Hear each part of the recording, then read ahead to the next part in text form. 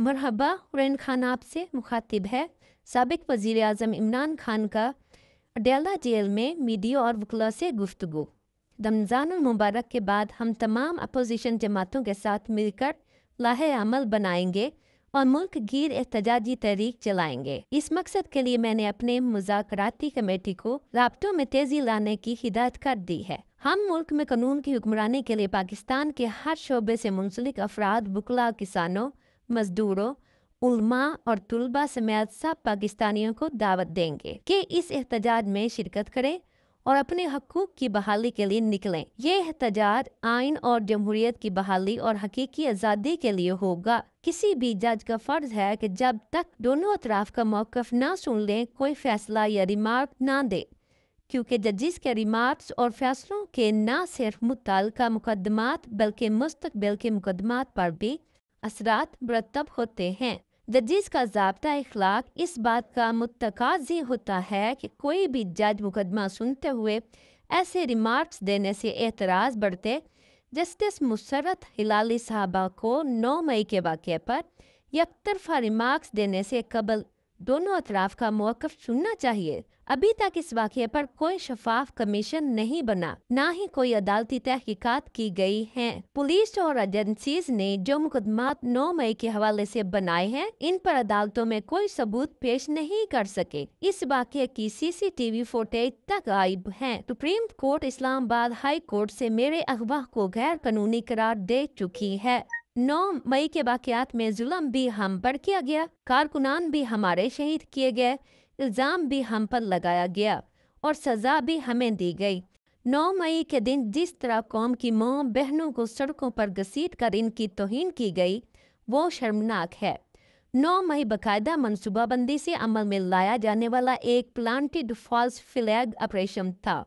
इसमें किसी भी जी शऊर को कोई शोभा नहीं होना चाहिए। मुझे 9 मई वाले दिन इस्लामाबाद हाई कोर्ट की हदूद से एक सोचे समझे मंसूबे के तहत बगैर वारंट के रेंजर्स के हाथों तौहीन आमेज अंदाज में गैर कानूनी तौर पर हिरासत में लिया गया, ताकि अवाम के जज्बात उभारे जा सकें और फिर अपने लोग शामिल करवा कर पुरअमन एहतजाज को फॉल्स फ्लैग में बदल दिया जाए। 9 मई से पहले ही हमारे 10,000 कारकुनान की फहरिस्तें तैयार थीं, जिन्हें चंद दिनों में गिरफ्तार कर लिया गया।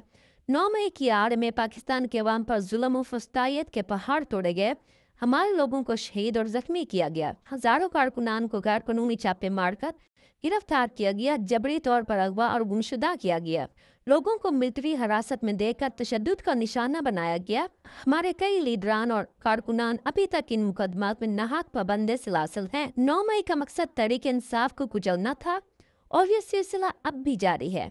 9 मई के झूठे बयानिए की आड़ में लोगों के बुनियादी हकूक सलब करके इनसे जीने का हक छीना गया। मुल्क की तारीख में इससे पहले सिर्फ सुकूत ढाका के बाद किसी सियासी जमात के साथ ऐसा सलूक किया गया था। औरतों की हुर्मत और बच्चों तक का लिहाज नहीं किया गया था।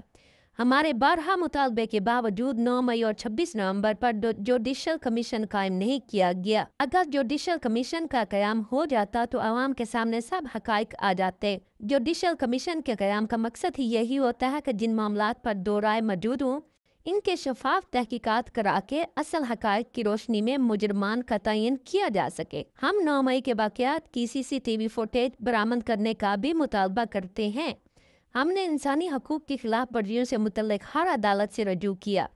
जस्टिस बाकर नजफी की सरबराही में लाहौर हाई कोर्ट के एक बेंच ने हमारी पटिशन सुनी, जिसका फैसला 1.5 साल से महफूज ही है। आमिर फ़रूख से लेकर काजी फ़ायज़ तक और अब यही अफरीदी और आइनी बेंच के सरबराह ने भी इंसानी हकूक़ से मुतल्लिक़ हमारी दरख्वास्तों पर कोई सुनवाई नहीं की। अब भी अगर जुडिशल कमीशन का क़याम हो जाए तो 9 मई पर रियासत का झूठा बयानिया ज़मीन बोझ हो जाएगा। जैसे अवाम पहले ही 8 फरवरी 2000